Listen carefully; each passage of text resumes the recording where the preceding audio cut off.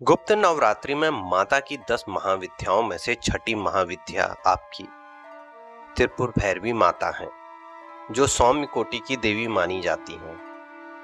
आइए जानते हैं कौन है भैरवी, क्यों और कैसे की जाती है माता की पूजा।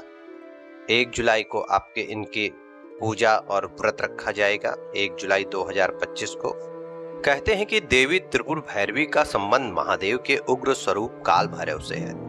मां भैरवी की 4 भुजाएं और 3 नेत्र हैं। उनके बाल खुले हुए हैं।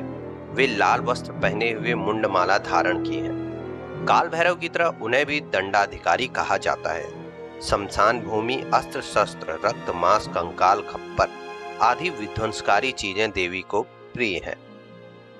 त्रिपुर भैरवी की उपासना से सभी बंधन दूर हो जाते हैं। जल, थल और नभ में आपका वर्चस्व कायम होता है।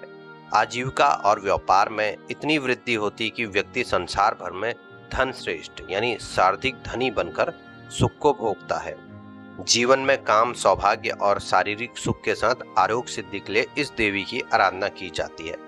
तो आइए देवी की आराधना करते हैं, इनकी कथा का श्रवण करते हैं। उससे पहले चैनल को लाइक करें, सब्सक्राइब करें और कमेंट में अभी तुरंत लिखें जय मां त्रिपुर भैरवी। भक्ति ज्ञान उपाय चैनल में आपका स्वागत है। प्रभु राम भक्त हनुमान हम सभी पे आशीष बनाए रखें। त्रिपुर भैरवी माता के संबंध में कई सी पौराणिक कथाएं हैं, जिनमें से यहाँ पे मैं आपको एक की जानकारी देने जा रहा हूँ। प्रसिद्ध वैष्णव ग्रंथ नारद पंचरात्र में माता का वर्णन मिलता है और उसी के अनुसार एक समय देवी काली ने अपने मूल रूप में वापस आने का फैसला किया। जब उन्होंने यह फैसला किया तो वे उसके बाद अंतर्ध्यान हो गई। जब शिवजी को यह पता चला तो शंकर भगवान उन्हें ढूंढने लगे।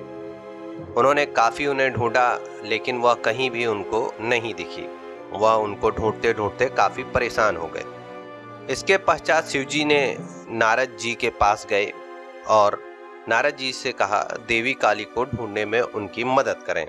शिवजी के इस प्रकार के वचन सुन के नारद जी ने देवी का उन्हें बोध करवाया कि वह कहाँ पे है। नारद जी ने उन्हें बताया कि देवी काली सुमेरु के उत्तर में पाई जा सकती हैं। और भगवान शिव जी को जब यह जानकारी हुई तो उन्होंने नारद जी को ही देवी के पास विवाह का प्रस्ताव लेकर भेजा।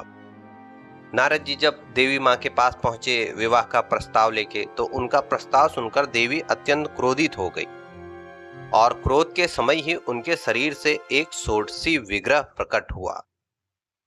देवी के इस उग्र स्वरूप की कांति हजारों उगते सूर्य के समान थी।